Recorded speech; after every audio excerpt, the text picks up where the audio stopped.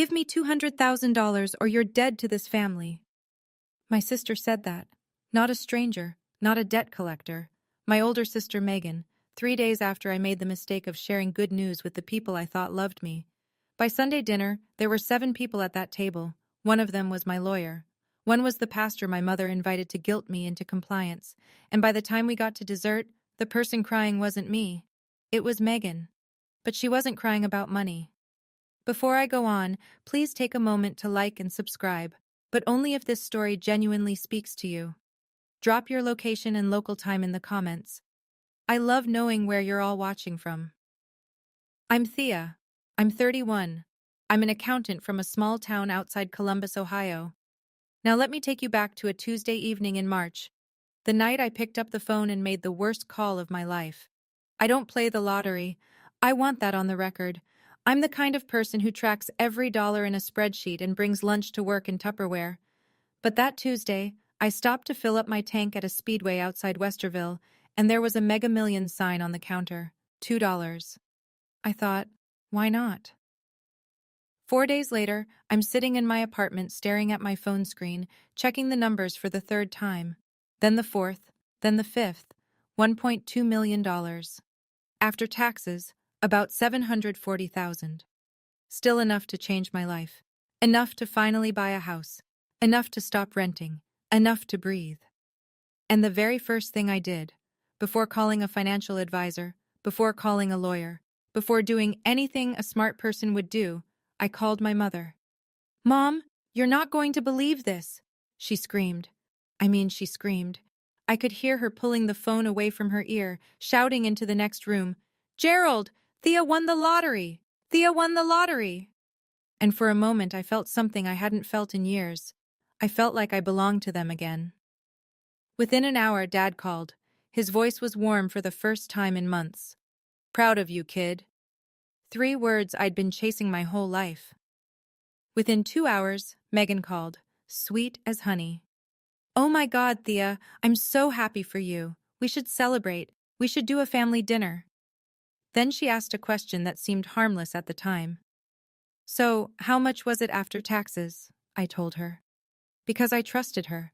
Because I was still stupid enough to believe that good news could just be good news in this family. For about 2 hours, I felt like I had a family again. That was the most expensive feeling of my life. Wednesday morning, not even 24 hours later. Mom called while I was at my desk at work. Casual voice, the kind she uses when she's about to ask for something but wants you to think it's your idea. "Honey, I've been meaning to tell you, the roof's been leaking again. The estimate came back at about $15,000. Wouldn't it be wonderful if we could finally get that fixed?" I said I'd think about it. Thursday, Dad called. No small talk. No "how are you?" Just, "You know what your mother and I sacrificed. I worked double shifts so you could go to college." Here's the thing about that statement. It's not true. My father did work double shifts, but that money went to bills, to Megan's cheerleading gear, to a boat he sold 3 years later at a loss. My college was paid for with federal loans. Loans I'm still paying off at 31, but I didn't say that, not yet. Thursday night. Megan called again. The honey was gone. "Thea, I need $200,000. Todd and I are drowning. The credit cards, the mortgage, it's bad. You have the money. This is what family does." 200,000 out of 740. More than a quarter of everything I had. I told her I needed time to think. "What's there to think about?" I opened my mouth to answer, but she cut me off. "If you say no, don't bother showing up Sunday." She hung up. I sat in my apartment, lights off, phone still in my hand. 3 days ago, I was nobody to these people. I got one check, and suddenly the whole family had a claim on my life. I just didn't know yet how organized that claim was about to get. Friday morning, my phone buzzed with a text from a number I hadn't seen in months. Pastor David Patterson from Mom's church.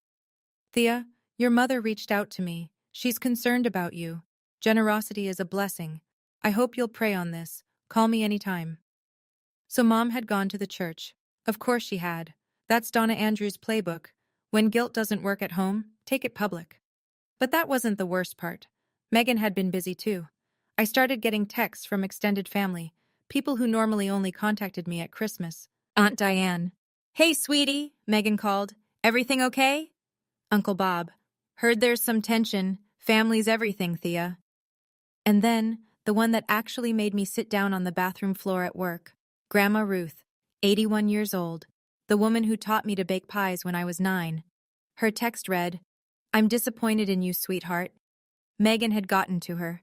Megan had called every single person in the family and told her version, the version where I was the villain. I checked my phone again, a notification from Facebook. Megan had posted in our family group, Pray for our family. Some people forget what blood means when money shows up.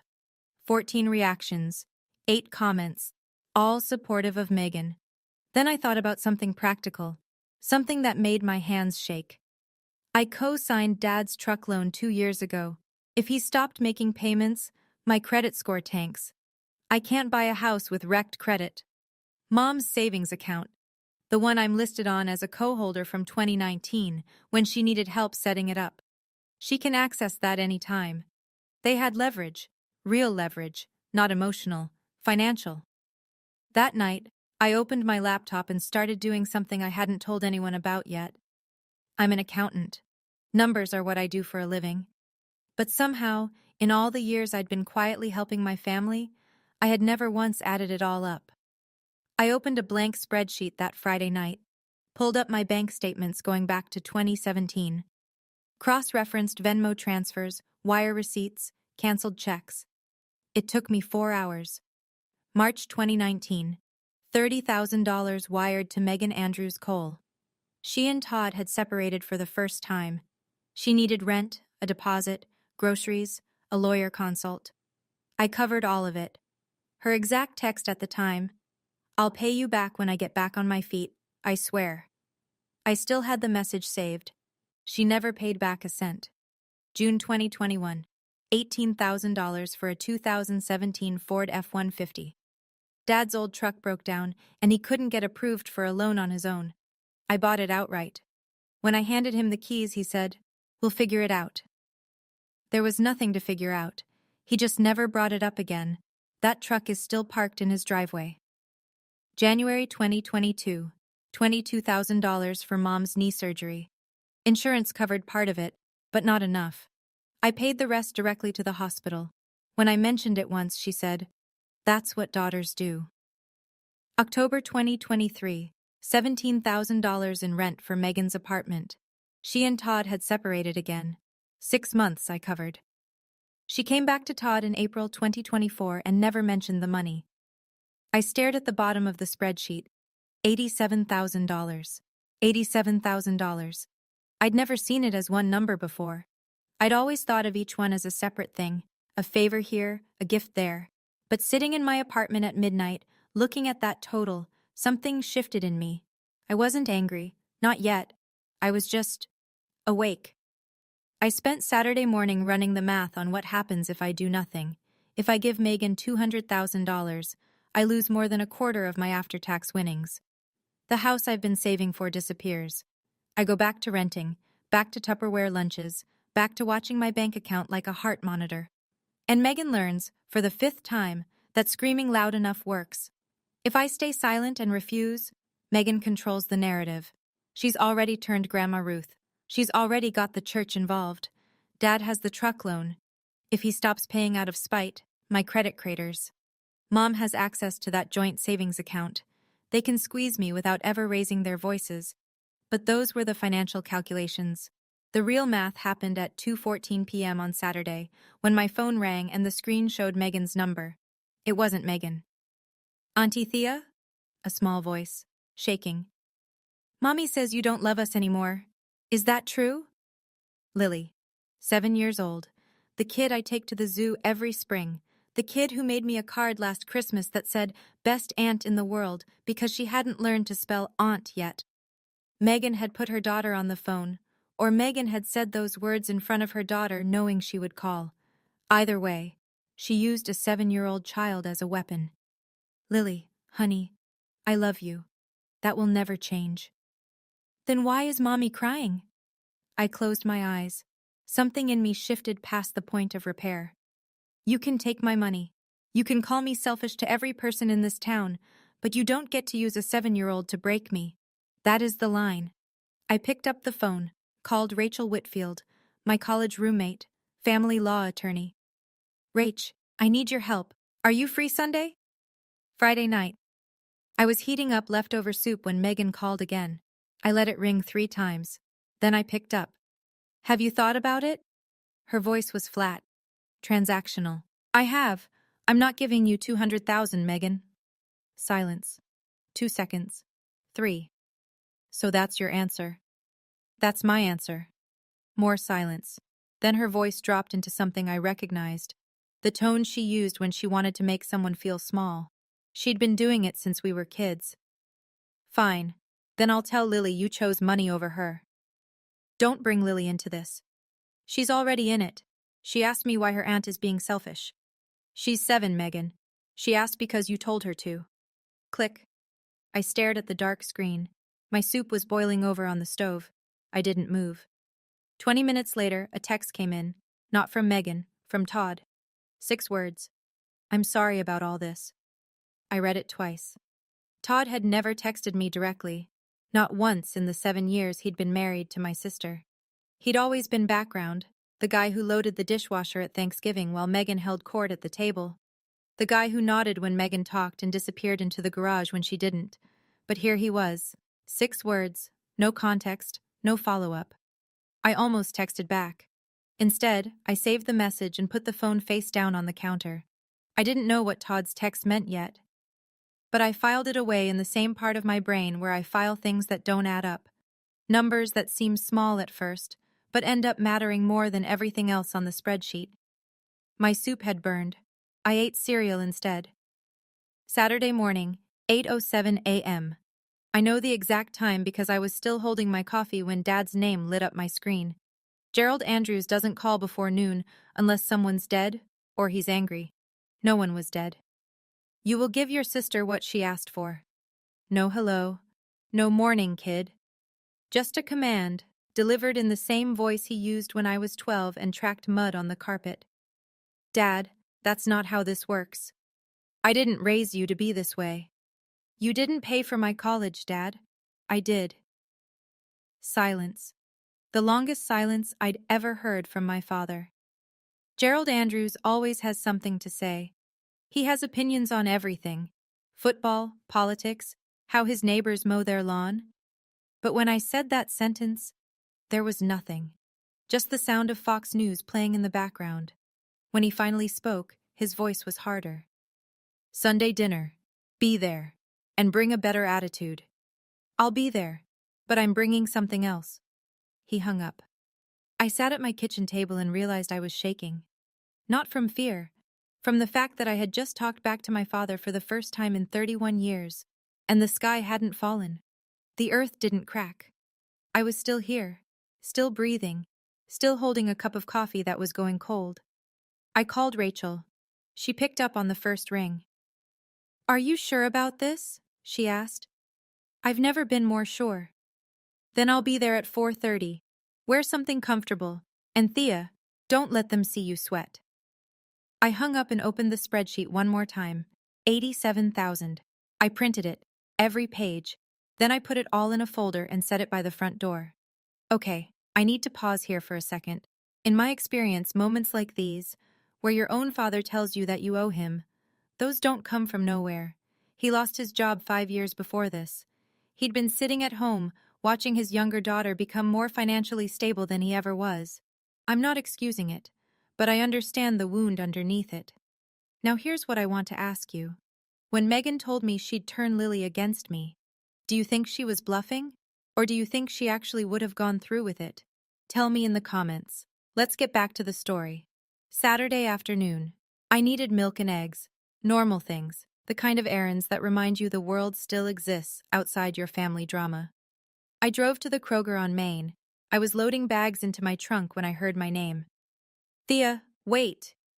Todd Cole was standing 2 spots over, holding a gallon of orange juice and a bag of diapers. Wait, not diapers. Pull-ups. For Lily. She'd been potty trained for years, but she still used them at night sometimes. Megan hated talking about it, but I knew because Lily told me once during a zoo trip, whispering like it was a classified secret. Todd looked terrible. Bags under his eyes, 3-day stubble. His Carhartt jacket had a grease stain on the sleeve that I was pretty sure had been there since Christmas. I didn't know about the phone call to Lily, he said. I found out last night. He shifted the juice to his other hand. I told her not to do that. She didn't listen. Then why are you still going along with this, Todd? He looked at the ground. His jaw tightened. Because I've got nowhere else to go. It was the most honest thing he'd ever said to me. Todd Cole, 37, plumber, father, husband, and trapped. Not by love, by logistics. He started walking toward his truck. Then he stopped, turned around. For what it's worth, you've been more than fair to this family. I just wanted you to know someone sees that. He climbed into his truck and pulled out of the lot. I stood there in the Kroger parking lot holding my eggs and thinking about what Todd knew that he wasn't saying. Because that man was carrying something heavier than a gallon of orange juice. He knew exactly how much his wife owed. And it wasn't just to me. Saturday night. I was sitting on my couch with the folder on the coffee table, going through the printouts one more time, when my phone buzzed. Aunt Diane. I braced myself. Megan had called her. This was probably the next wave.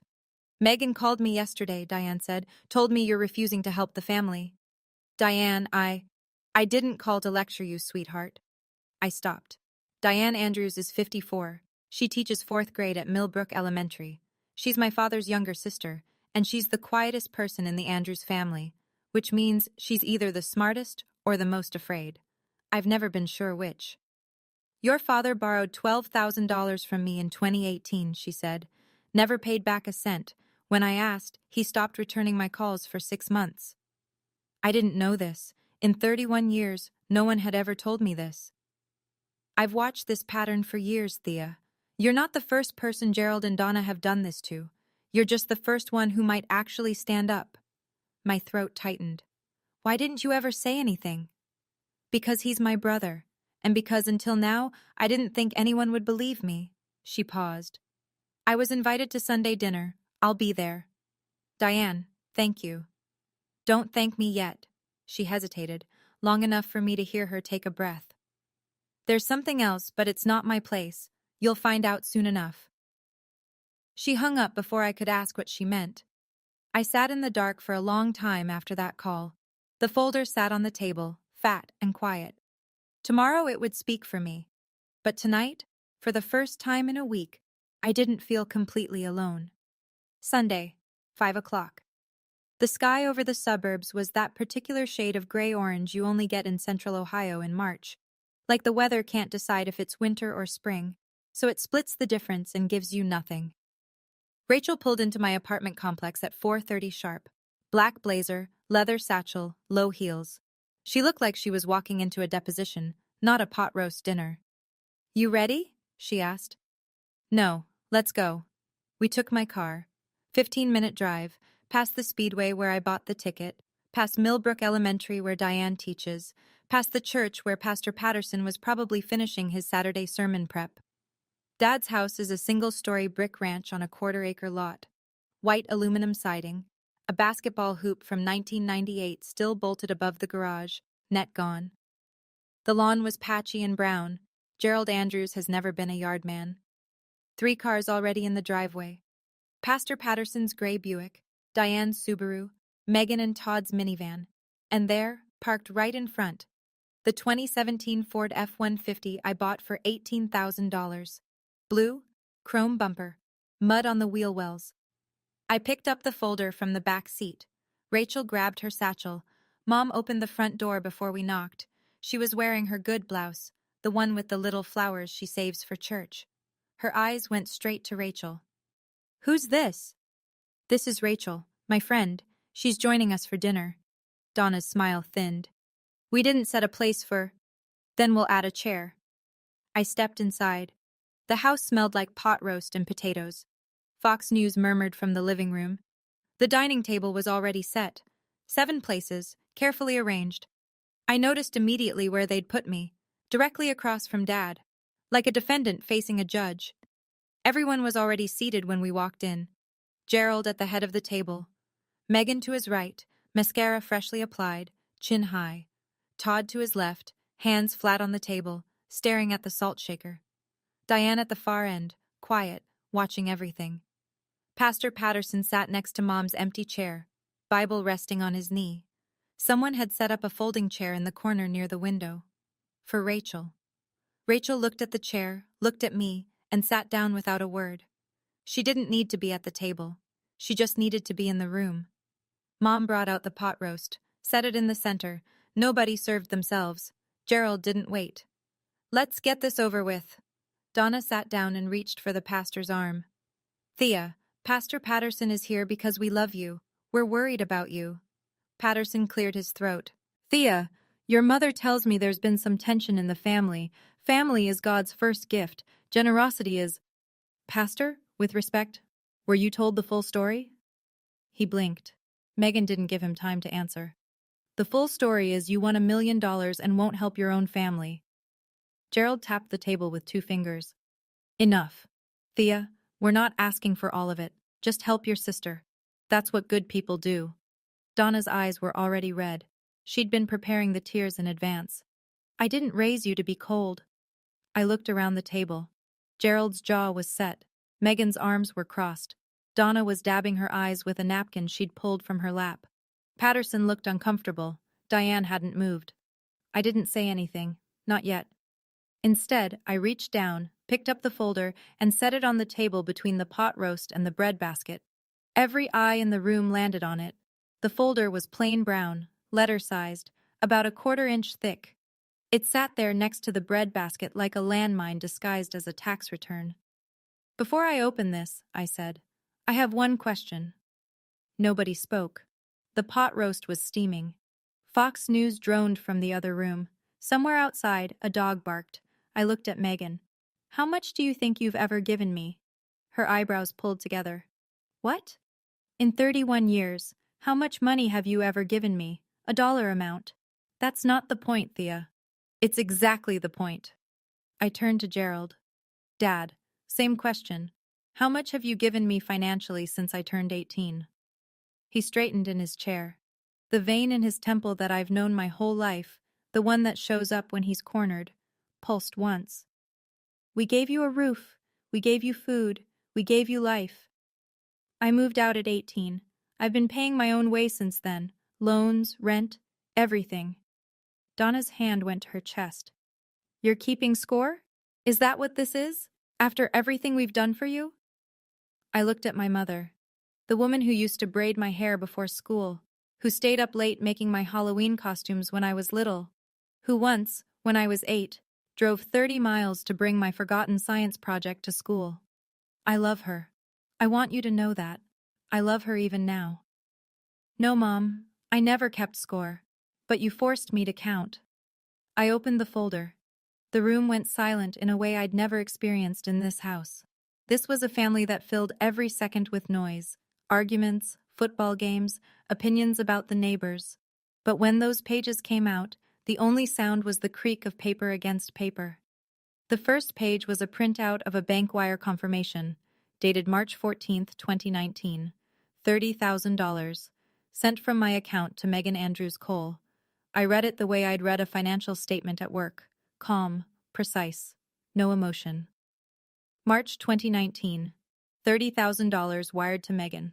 Purpose, rent, security deposit, groceries, and a legal consultation during her first separation from Todd. Megan's chin lifted. That was a gift. I pulled the second page, a screenshot of a text message, the date and timestamp clearly visible. Megan's exact text, March 16, 2019. I'll pay you back when I get back on my feet, I swear. You never paid back a cent. Rachel stood from her folding chair, walked over, and placed a copy of the printout in front of Pastor Patterson. He looked at it the way a man looks at a letter he didn't expect to receive. I continued. October 2023, $17,000, 6 months rent for Megan's apartment, her second separation from Todd. Megan's face was changing. The defiance was still there, but something underneath it was shifting. The first crack in the wall. That was different. I was in a bad place. I know you were. And I helped. Your text from that period, here on page 4, reads, I promise I'll make it up to you. You didn't. I set the pages down and looked at Pastor Patterson. He was reading the printout Rachel had given him, glasses low on his nose. He looked up at Donna, then back at the page. I watched his face carefully. This was a man who had walked into this house 40 minutes ago, believing he was there to counsel a selfish daughter. He was now reading proof that the story he'd been told was missing about 60 pages. He didn't say anything yet, but his jaw tightened. I turned to the next section of the folder. June 2021, $18,000. A 2017 Ford F-150 for Gerald Andrews. I looked at my father. He was gripping the edge of the table with both hands. Dad, have you made a single payment back? He didn't answer. The vein in his temple was throbbing again. The truck, his truck, the one he drove to the hardware store, and the barber and the VFW haul every week, was sitting right outside in the driveway. Everyone at the table could see it through the window. I moved to the next page. January 2022, $22,000. Mom's knee surgery. Insurance covered a portion. I paid the remaining balance directly to the hospital. Donna's face crumpled. I'm your mother. That's what children do. Then what do parents do, Mom? No answer. Just the sound of Donna folding and unfolding her napkin. Total across 8 years. I laid the final summary page flat on the table. The number was printed in bold at the bottom. Simple, clean, no commentary. $87,000. That is what this family owes me, not the other way around. I closed the folder, didn't slam it, didn't raise my voice, just pressed the cover shut and set my hands flat on either side of it. Diane spoke first. She'd been silent for the entire dinner, and when her voice came, it cut through the room like cold air through an open door. $87,000, Gerald. She looked at her brother. And you're sitting here demanding more? Gerald's eyes snapped to Diane. For a moment I thought he was going to shout, but he didn't. He just looked at her, his little sister, and for the first time I saw something in my father's face that I'd never seen before. He looked caught. Pastor Patterson took off his glasses, set them on the table next to the printout, rubbed the bridge of his nose. He'd been quiet for the entire reveal. I could feel the room waiting for him, Donna especially. She'd invited him here as her final weapon, the moral authority, the man who could make me feel small enough to open my wallet. Donna. His voice was calm, careful, but firm. When you asked me to come tonight, you told me Thea was being selfish with her money. You didn't tell me any of this. Mom reached for his arm. Pastor, it's more complicated than... It looks pretty clear to me. He turned to face me, and what I saw in his eyes wasn't pity or judgment. It was something closer to respect. I owe you an apology, young lady. I came here tonight with incomplete information. That was my mistake, and I'm sorry. Megan slammed her palm on the table. This is private family business. She had no right to bring a lawyer and spreadsheets to a dinner table. I didn't raise my voice. You made it public when you posted on Facebook, Megan. You made it public when Mom called the pastor. I'm just finishing what you started. The room went still. Megan opened her mouth, closed it. Her mascara was running now, 2 thin black lines tracking down her cheeks. Patterson pushed back his chair and stood. He picked up his Bible. I think I've heard enough. Donna, Gerald, I'd encourage you both to reflect on this, deeply. He walked around the table, stopped in front of me, and extended his hand. I shook it. Then he nodded to Rachel, who hadn't said a single word the entire evening. He walked out. The front door clicked shut behind him, and the room exhaled. The pot roast had gone cold. No one had touched the food. The bread basket sat untouched next to the folder like a still life someone would paint and title American Family March. I waited until the sound of Patterson's car engine faded from the driveway. Then I spoke. I'm not asking anyone to pay me back. I'm not here for revenge, but I need everyone at this table to hear what happens next. Gerald's eyes were on the window. Donna was gripping her napkin with both hands. Megan was wiping mascara with the back of her wrist. Todd was staring at the salt shaker again. 1. I'm removing my name from Mom's savings account tomorrow morning. Donna flinched. 2. I'm refinancing the cosign on Dad's truck. If the bank approves it, my name comes off. If not, I'll give you 90 days to find a new co-signer. Gerald didn't move. 3. There will be no more loans, no more gifts disguised as obligations. If anyone in this family needs financial help, we discuss it like adults, not with guilt, not with pastors, not with threats. I paused. Let the silence do the work. And 4. I looked directly at Megan. If you ever use Lily against me again, ever, you won't hear from me. Not because I don't love her, because she deserves better than being someone's weapon. Megan's lower lip trembled, but she didn't speak. Rachel sat in the corner, hands folded in her lap. She hadn't opened her satchel, hadn't produced a single document, hadn't said one word the entire night. She didn't need to. Her presence alone, a lawyer, sitting in the room, hearing everything, was the quietest and heaviest thing at that table. I'm not here because I hate this family.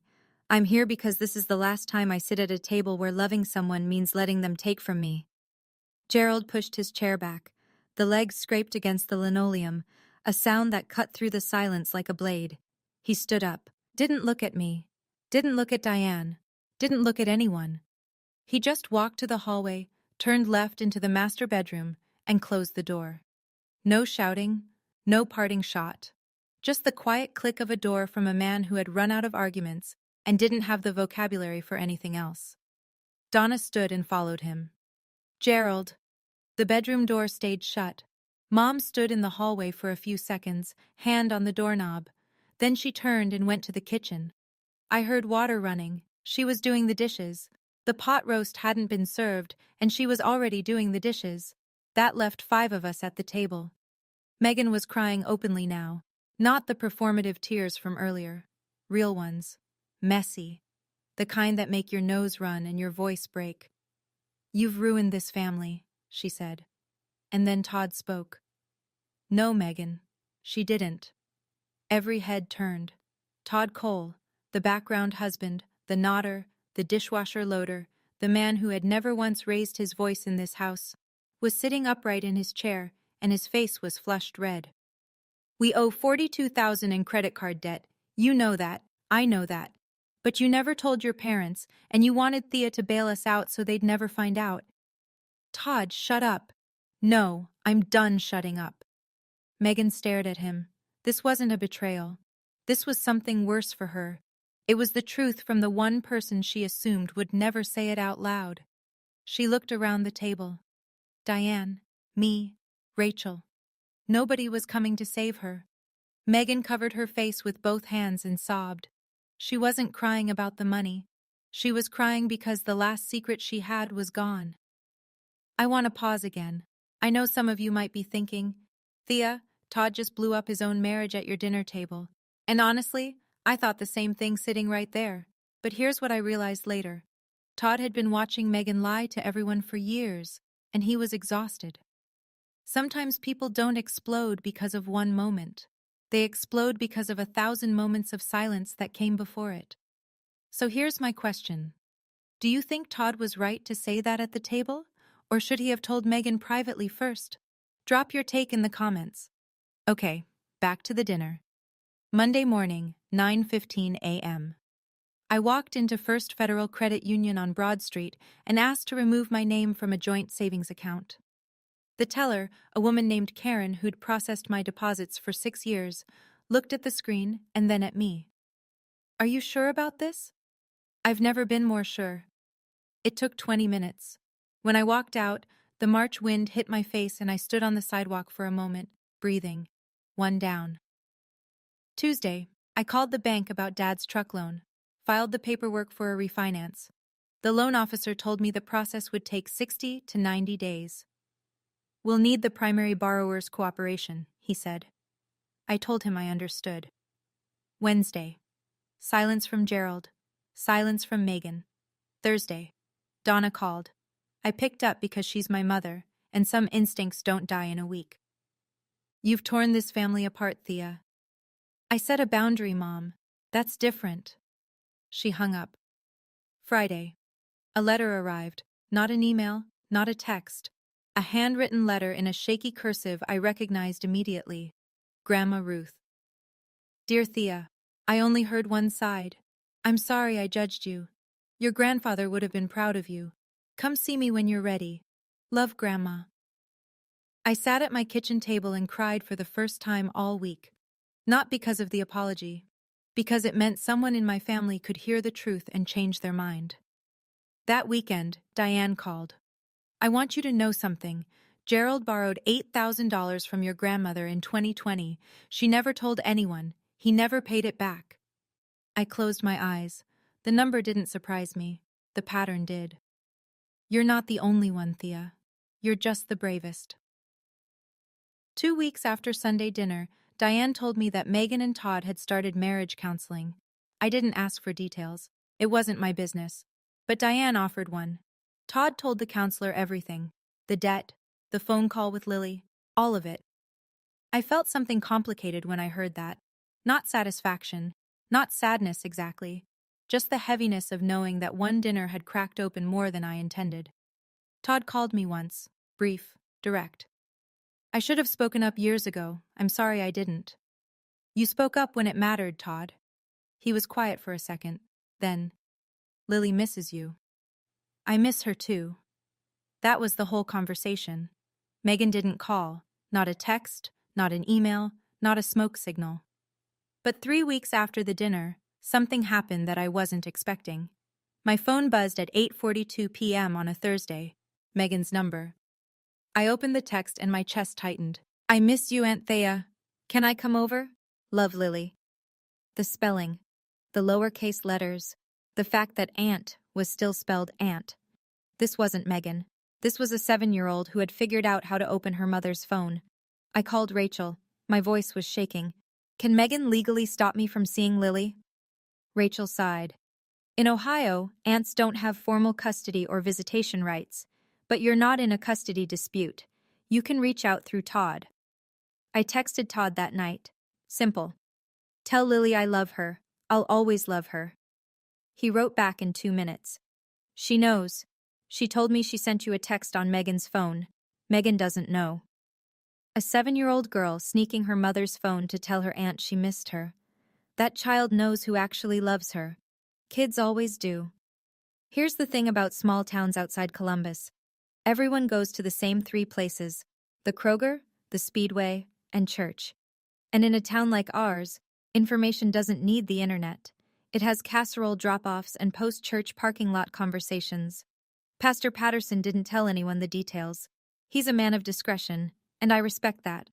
But the following Sunday, he gave a sermon. The topic? The sin of using generosity as a weapon. He didn't name anyone. He didn't have to. Donna was sitting in the 3rd pew.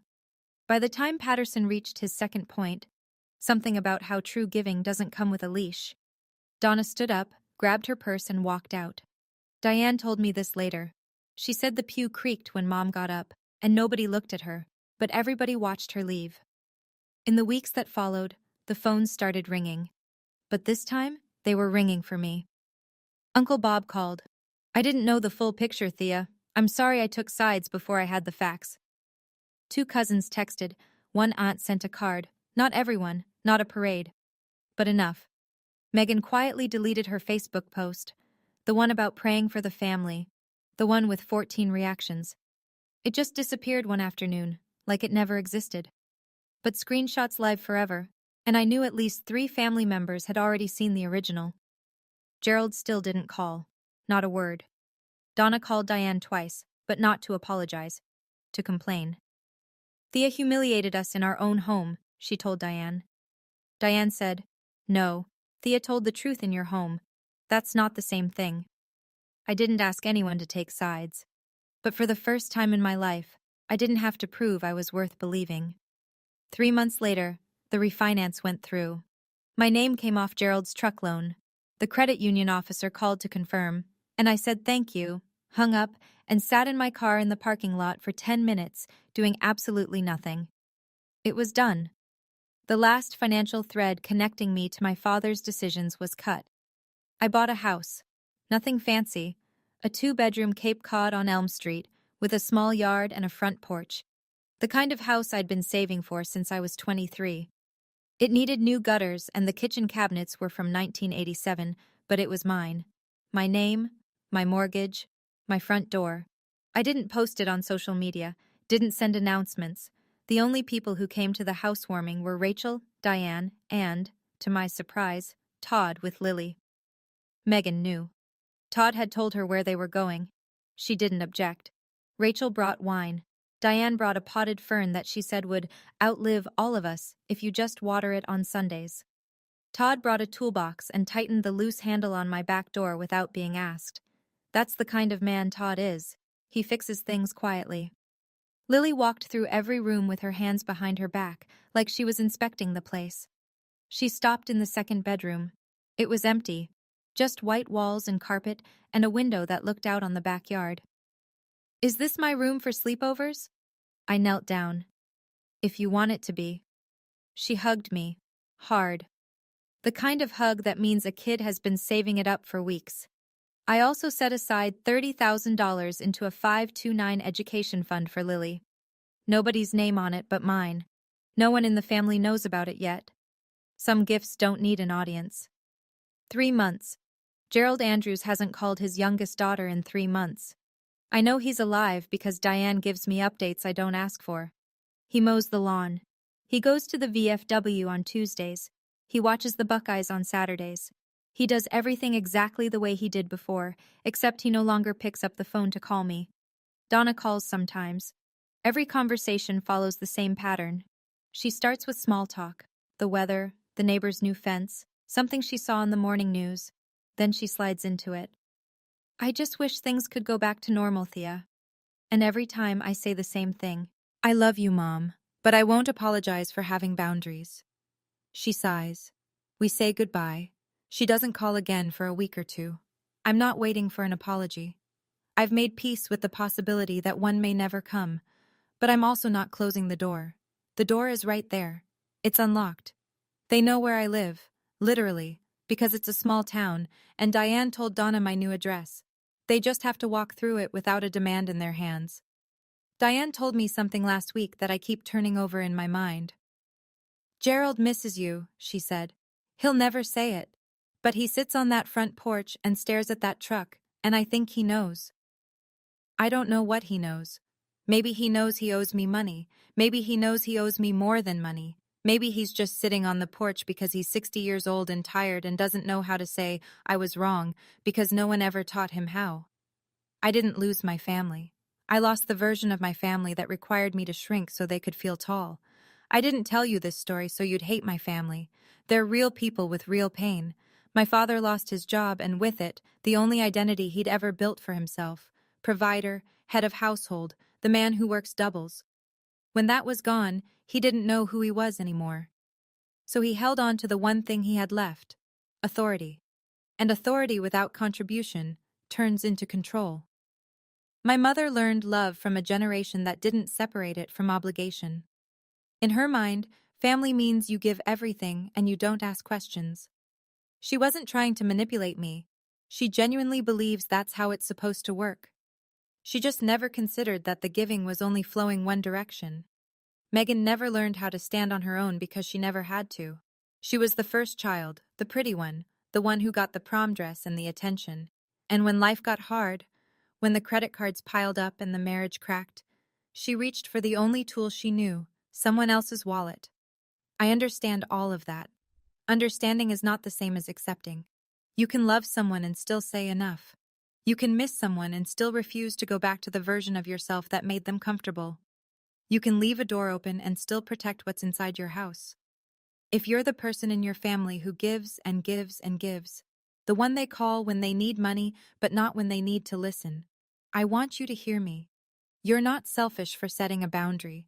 You're not cold for asking to be treated like a person instead of a bank account. You're not the villain. You're surviving. And that's enough. That's my story. I don't know how it ends because I'm still living it. Maybe Gerald will call one day. Maybe he won't. But I know that the version of me who sat at that dinner table, calm, prepared, and done apologizing for existing, that's the version I want to keep being. If this story meant something to you, please like, share, and subscribe. And if you've got your own Sunday dinner moment, The one where you finally stopped shrinking? I'd love to hear it in the comments. There's another story waiting for you in the description. It hit me just as hard. I'll see you there.